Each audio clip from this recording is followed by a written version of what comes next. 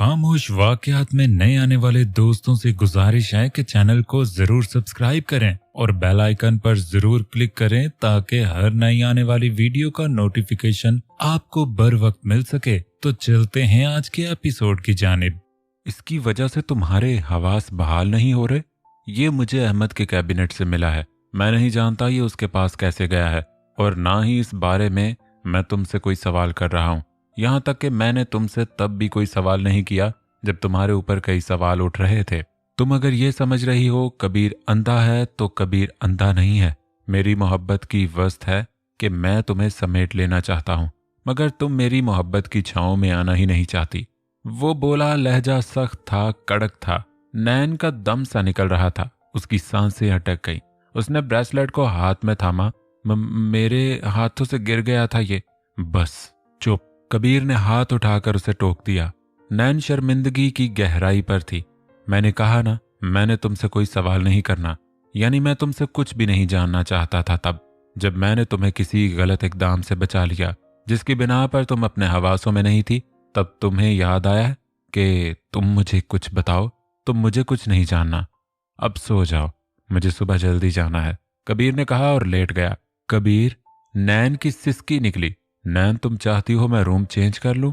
वो गुस्से से उसको देखने लगा। नैन ने नफी में सर हिलाया। तो सो जाओ, वो बोला और करवट बदल ली। हम ऐसे तो नहीं सोते, नैन उसकी पुश्त देखती बोली। जबकि कबीर शायद बेहद गुस्से में था, वो वहां से उठा और कमरे से बाहर ही निकल गया। जबकि नैन की आंखों में बेहद आंसू भर आए। वो उसकी पुश्त देखती रही। ब्रेसलेट उठाकर उसने लबों से लगा लिया, जबकि फूट फूट कर रो दी। क्या उसे सब कबीर को बता देना चाहिए? वो उसकी इज्जत का मुहाफिज था, वो उसका एहसास करता था और आज उसने उसको खफा कर दिया। वो खुद भी कहाँ खुश थी। कबीर बाहर आया और लॉन्ज में सोफे पर बैठ गया। उसका दिमाग घूम रहा था। इतने सवाल अपनी ही जिंदगी को लेकर उसके पास कभी नहीं थे। वो एक क्लियर इंसान था और हमेशा क्लियर ही रहा था। इतनी कॉम्प्लिकेशंस थीं जिन्हें वो कब से अवॉइड करता रहा था। अहमद नैन का कजन था, ये उसके लिए शौक की बात थी। और अहमद ने खास तौर पर तब जब वो सामने से गुजरा और ब्रेसलेट टेबल पर रख दिया ताकि उसकी नजर पड़े। ऐसा क्यों? वो क्यों कर रहा था? वो तज्जिया कर रहा था। क्या वो जानबूझकर कर रहा था? क्या वो नैन को उसकी नजर में बदकिरदार साबित करना चाह रहा था? मगर क्यों? वो चाहता तो आम जाहिल मर्दों की तरह उसको इस बात पर मार पीट करके बात उगलवा सकता था, मगर उसे इन सारी बातों के अलावा जिस बात पर सबसे ज्यादा गुस्सा आया था वो ये था कि वो इस पर ट्रस्ट नहीं करती थी। ना ही उसके दिल में उसके लिए कोई जज्बात थे। वो सोफे की पुश्त से टेक लगाए पांव झिला रहा था। रात गहरी हो चुकी थी, चारों तरफ खामोशी थी। तभी मेन दरवाजे से सालार अंदर दाखिल हुआ, थका हुआ सा, हाथ पर कोट डाले। उसके चेहरे पर थकावट के वाज़े आसार थे। वो अंदर आया तो कबीर को लॉन्ज में देखकर ठटक कर रह गया। उसने उसके कमरे की तरफ देखा और उसके नजदीक आया। क्या हुआ? निकाल दिया भाभी ने कमरे से लात मारकर बाहर? वैसे तुम हकदार हो, बोरिंग खड़ूस इंसान। वो सोफे पर कोट फेंकता है ढंगे अंदाज में, तकरीबन लेट ही गया। जबकि कबीर ने चौंक कर उसको देखा था। तुम? वो बोला, हाँ मैं। क्यों, तुम्हें इंतजार था भाभी आएंगी? सालार ने आंख दबाई तो कबीर ने नफी में सर हिलाया। ओहो, मामला सीरियस है। सालार ने उसकी तरफ देखा। नहीं, कुछ खास नहीं, तुम बताओ ये क्या ड्रामा है? तुम रोज 12 घंटे की फ्लाइट लोगे? कबीर ने कहा। क्या करूं यार, मजबूरी है। आज सोचा था वहीं रुक जाऊंगा, मगर होटल्स में बुकिंग पूरी हो गई और जिस होटल में रूम मिल रहा था वो मेरे स्टैंडर्ड का नहीं था, तभी मैं वापस आ गया। सालार ने कहा, मुझे लगता है तुम अपनी कमाई इसी फ्लाइट के आने जाने में लगा दोगे। ब्रो, मेरा काम तुम्हारे काम जैसा नहीं। मेरा एक ऑटोग्राफ करोड़ों में बिकता है। सालार ने फखर से कहा।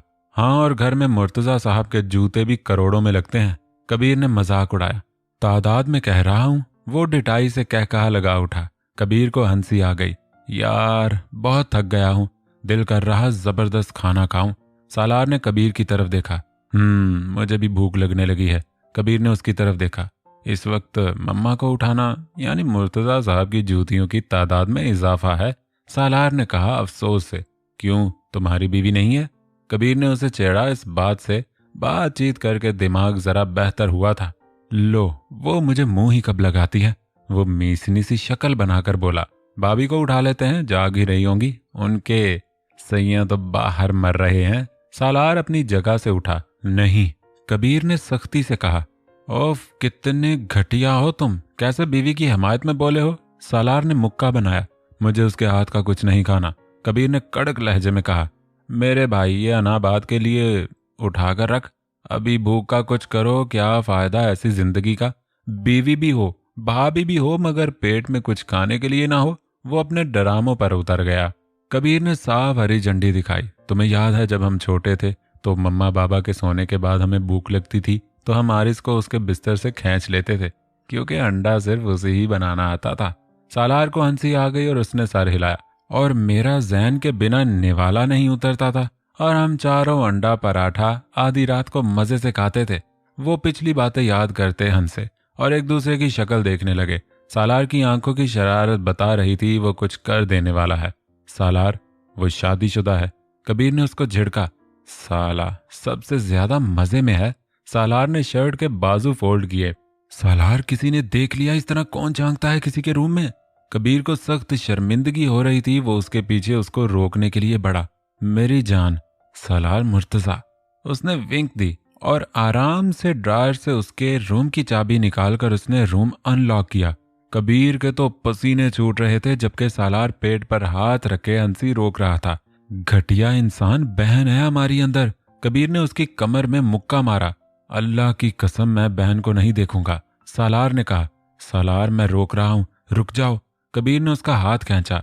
यार, आज ही बेचारे थके हुए आए हैं, सो रहे होंगे। तुम बिला वजह सबको अपने जैसा ना समझो, कोई ढीठ जलील ही पैदा हुए हो तुम। कबीर ने तो पीठ ही मोड़ ली, जबकि शर्मिंदगी से माथे पर पसीना आ गया। सालार साहब जबकि एक आंख खोले अंदर देखने लगे। बस मैंने कहा था ना, वो एकदम बोला कि कबीर की लात कमर पर लगी। आह! सालार करा उठा मगर हटा नहीं। ओए आरज, वो मध्यम आवाज में बोला। ढीठ कैसे सो रहा है। सालार को गुस्सा आया और पीछे हट गया। कबीर की शक्ल देखकर उसे डबल हंसी आई थी। लाल सुर्ख चेहरा हो रहा था। कबीर ने गुस्से से उसको घूरा। मैं ना कल ही घर में कैमरे लगाता हूं, वो घूर कर बोला। सालार का कह कहा उठा। कबीर ने उसके मुंह पर हाथ रखा। ये कैमरा जो है ना, वो रुका, हलाकू खान का है। सालार ने मिसरा पूरा किया। चल मेरा भाई, मैं खिलाता हूं तुझे कुछ। उसने उसको खींचा। हरगिज नहीं, सालार ने कहा और कबीर के पांव से जबरदस्ती चप्पल खींची। सालार, कबीर का बस नहीं चला, उसका कीमा बना दे। वो उठकर हमारे बारे में क्या सोचेगा। कबीर ने उसकी शर्ट पकड़कर उसे बाहर खींचा। यही के सालार से बड़ा डैश दुनिया में पैदा ही नहीं हुआ। उसने जल्दी से शर्ट छुड़वाई और चप्पल आरिज पर फेंक कर मारी। दूसरी तरफ आरिज हड़बड़ा गया, उठकर बैठ गया। सालार और कबीर को देखकर वो हौंक था। वो एकदम बेड छोड़कर उठा। सख्त शर्मिंदगी हुई थी उसे, उल्टा गुस्सा भी आया, जबकि वो जानता था ये सिर्फ एक ही शख्सियत हो सकता है। ये तो शुक्र है कमरे में अंधेरा था, काफी। वो उठकर बाहर आया, जबकि सालार दांत निकालकर उसको देख रहा था। यार भैया, कोई शर्म करें, आपकी भी शादी होगी कल को। ऐसे अपने कंवारेपन के पपोले किसी ने नहीं फोड़े होंगे जितने आप फोड़ रहे हैं। और बड़े भैया आप भी। आरस की बात से कबीर पर तो गड़ों पानी पड़ा, जबकि सालार ने नाक पर से मक्खी उड़ाई। अव्वल तो तुम्हारी इत्ला के लिए अर्ज है, सालार मुर्तजा कंवारा नहीं है, खैर से निकाह शुदा है। उसने बम फोड़ा। आरज हैरानगी से उसको देखने लगा। अब कम हैरान हो, वो बेचारा खामखा शर्मिंदा हो रहा है। वो लड़की जिमल। आरज ने शॉक की कैफियत में उसको देखा। सालार ने संजीदगी से उसको देखा। कोई भी बकवास करने से पहले सोच लेना, मेरा मुक्का तुम्हारी नाक तोड़ देगा। बहुत खूब भैया, बाबा ने कुछ नहीं कहा। आरिस बोला, चेहरे पर मुस्कान थी। तुझे क्या बताऊं मेरे भाई, क्या सजा मिली मुझे। सालार ने ना देखते आंसू साफ किए तो कबीर ने उसके गर्दन में हाथ डाला। अब चलो किचन में। कबीर बोला। हैं किस लिए? आरिस बोला, हमें भूख लग रही है, तुम हमें कुछ बना कर खिलाओ। कबीर ने बताया। वैसे बहुत ही अफसोस की बात है, आरिस ने बेचारगी से कहा। हाय मेरा छोटा बच्चा, मासूम भाई। सालार को जैन याद आया। इतना ही बच्चा है वो। आरिस और कबीर ने तंजिया कहा। जहर खा लो दोनों। सालार ने बुरा सा मुंह बनाया और जैन के कमरे को खोलकर उसको यूं ही सोते में उठा लाया। कबीर और आरिस का कहका निकला। सोता हुआ जैन जागने की कोशिश में था, जबकि अब सालार के भी कहकहे उठ रहे थे। वो चारों आधी रात को किचन में हंसने लगे थे। भैया क्या है यार, जैन ने कहा, मगर हंस वो खुद भी रहा था। उसे पता ही नहीं चला। सालार उसे उठाकर किचन में ले आया। अब वो चारों पूरे होश में किचन का हुलिया बिगाड़ रहे थे, जबकि पूरी पूरी कोशिश थी कुछ बन जाए। सालार काम कम और इन सब के साथ पंगे ज्यादा ले रहा था। वो स्ट्रॉबेरीज जैन को भी साथ साथ खिला रहा था। हम भी कुछ लगते हैं तुम्हारे, कबीर ने घूर कर देखा। सालार ने बाउल पकड़ लिया। एक्चुअली मुझे जैन से मोहब्बत है, सालार बोला। आई लव यू टू भैया, जैन ने हरी मिर्च काटते हुए कहा, जबकि सालार हंसा। कबीर और आरिस भी हंस दिए।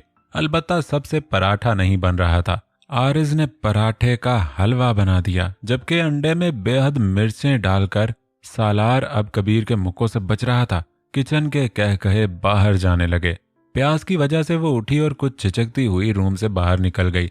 पानी का जग हाथ में था। उसे एकदम दिल पर धक्का लगा, क्योंकि किचन की लाइट खुली थी और बुरी तरह हंसने की आवाजें आ रही थी। जिमल को हैरानगी हुई, कौन था वहां? कोई एक तो नहीं था जो यूं पागलों की तरह हंस रहा था। वो तजस्सुस के मारे वहां तक पहुंची तो अंडा उड़ता उड़ता उसके मुंह पर जाकर बजता कि वो चीख मारकर नीचे बैठ गई।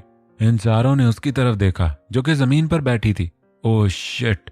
कबीर ने अपने हाथ साफ किए, जो कि उसने सारे आरिस के मुंह पर मल दिए थे, और यूं ही जैन और सालार के मुंह पर भी आटा चिपका हुआ था। भैया क्या ये बाबा को बता देगी?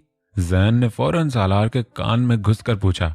मुझे नहीं पता, वैसे मुर्तजा साहब काफी मेहरबान हैं इस पर, सालार ने जवाब दिया। और अचानक उसे अपनी पर्सनालिटी का ख्याल आया तो उसने तौलिए से मुंह साफ किया। जिमल ने हाथ उठाकर उनको देखा। उनकी शक्लें काफी मजाहिया थीं। उसके चेहरे पर बेसाख्ता हंसी आ गई। तभी नैन भी कमरे से बाहर निकली। जिमल को किचन के आगे खड़ा देखकर हंसते हुए देखकर उसे हैरानगी हुई। वो मुंह पर हाथ रखे हंस रही थी। उसको पहली बार ऐसे देखा। लाउंज में देखा, कबीर नहीं था। उसकी आंखें रोने से सूज गई थीं और वो हिम्मत हारती बाहर आ गई। जिमल को देखकर मतवज्जे हुई। जिमल ने भी उसको देख लिया था। नैन भी किचन के पास आई और किचन के अंदर का हाल देखकर वो पल भर के लिए हैरान हुई और उनकी सफेद शक्लों को देखकर खुद भी हंस पड़ी। उसके चेहरे पर आने वाली एकदम हंसी से कबीर के लब भी मुस्कुरा गए और याद आ गया वो उससे कितना गुस्सा है। ये कौन सा असूल है कि आप दोनों यहाँ आकर हम पर हंसे? जैन ने कहा तो नैन अंदर आ गई। जिमल भी। वो इसलिए क्योंकि तुम बेहद मजाहिया लग रहे हो। ये अल्लाह, उफ उफ, ये क्या हाल किया है आप लोगों ने? नैन ने चीजों को देखा। आपको इससे मतलब नहीं होना चाहिए, जाएं चैन की नींद सोएं, कबीर ने रूखे लहजे में कहा, जबकि नैन का एकदम चेहरा उतर गया। सालार ने उसके पांव पर पांव जोर से मारा। ओहो भाभी, ये देखे, हमने एक दूसरे को अंडे मारे हैं और आरिस के पराठों को मुंह पर मल लिया, जिस पर इन लोगों की हंसी ही नहीं रुक रही। उसने जिमल पर एक तंजिया नजर डाली। क्यों हंसने की बात थी ये? ऑफ कोर्स, शक्ल से ही इतने अजीब लगोगे तो लोग हंसेंगे ही, क्यों गुड़िया? कबीर जिमल की साइड पर हो गया। जिमल एकदम चौंक कर उसको देखने लगी। आरिस और जैन कभी एक तरफ देखते तो कभी दूसरे की तरफ। वैसे ये शो मजेदार है। मेरी मोटी सो रही है। हाय, उसने आह भरी। बस बस, जितनी अय्याशी की है ना तुमने, तुम टिके रहो। यहाँ हम लोगों के रवैये बेतुके वो भी बर्दाश्त कर रहे हैं। उसने जिमल को फिर से देखा। हम जानते हैं तुम कितनी अय्याशी करते हो। टॉक शो में कैसे उस लड़की की तारीफें कर रहे थे। कबीर ने जानबूझकर आड़े हाथों लिया। लो भाई, खूबसूरत लोगों की तारीफ हम नहीं करेंगे तो कौन करेगा? उनका दिल दिल नहीं है? सालार ने आंखें निकाली। सारे पाकिस्तान की लड़कियों की तारीफें आपने ही करनी है, कहीं किसी के दिल को कुछ हो ना जाए। जिमल के मुंह से बेसाख्ता निकला, जबकि सबने उसकी तरफ देखा। वो तो शर्मिंदा सी हो गई, सर झुका गई। सालार ने अपनी हंसी रोकी। बहुत जुबान निकल रही है, क्या ख्याल है, इलाज करूं तुम्हारा? वो डायरेक्ट उससे बोला, जबकि जिमल ने एकदम खफीफ होकर कबीर को देखा। फजूल, कितना बोलते हो तुम, अपने काम से काम रखो, बाबा को बता दूंगा मैं। भाभी यार, वो कैसे टीम बनाकर पटापट बोले जा रहा है, आप कैसे खामोश खड़ी हैं? सालार को हारने की आदत नहीं है, वैसे दिल तो कर रहा है अपनी बीवी को उठाकर ले जाऊं, जरा अच्छे से इनकी जुबान के जौहर देखूं। वो गहरी नजर उस पर डालता बोला। उफ, कितने बदलिहाज हैं। जिमल का चेहरा सुर्ख हो गया। कुछ बोलने काबिल होंगी, मोहतरमा तो बोलेंगी। कबीर ने सर झटका। नैन को फिर से रोना आने लगा। वो बेसाख्ता रो दी। आरिस, जैन और सालार तो बेचैन हो उठे। कबीर भी उसे देखने लगा। जिमल भी नैन के पास आ गई। कबीर अलबत्ता वहीं खड़ा रहा। सालार ने घूर कर कबीर को देखा। कबीर गुस्से से आगे बढ़ा और नैन का हाथ पकड़कर अंदर कमरे में ले गया। मामला सीरियस लगता है। आरिस ने सालार की तरफ देखा। इसने हुंकारा भरा। भूख तो खत्म ही हो गई थी। मैं भी चला। जैन और आरिस भी वहां से चले गए जबकि जिमल सामान समेटने लगी। सालार ने मुड़कर जिमल की तरफ देखा और वहां से चुपचाप जाने लगा। आपको भूख लगी है तो कुछ बना दूं? जिमल हिम्मत करती उसकी तरफ देखने की कोशिश करने लगी। जो मैं कहूंगा वो दोगी? सालार ने बालों में हाथ फेर कर आटा झाड़ा और किचन का दरवाजा बंद किया। ये आप क्या कर रहे हैं? जिमल परेशान हुई। तुमने ही कहा है तुम कुछ देने वाली हो। वो लेने आया हूं। वो गहरी नजर उस पर डालता बोला, जबकि जिमल का ध्यान उसके हाथ पर चला गया। क्या ये ठीक है अब? वो उसकी कुर्बत को नजरअंदाज करती पूछने लगी। हो सकता है, ठीक करके देख लो। उसने अपनी आदत के मुताबिक घुमा कर जवाब दिया। आप हर वक्त इस मूड में क्यों रहते हैं? जिमल झुंझलाई। बीवी के साथ और कौन सा मूड ऑन किया जा सकता है? सालार ने कांटा उठाया। जिमल कांटे को देखने लगी। सालार ने कांटे को उसकी गर्दन पर रख दिया, जबकि जिमल ने कांटा हटाना चाहा, मगर सालार ने उसके दोनों हाथों को अपने एक हाथ में जकड़ लिया। जिमल बड़ी बड़ी खौफजदा आंखों से उसे देखने लगी। मुझे ये खाना है।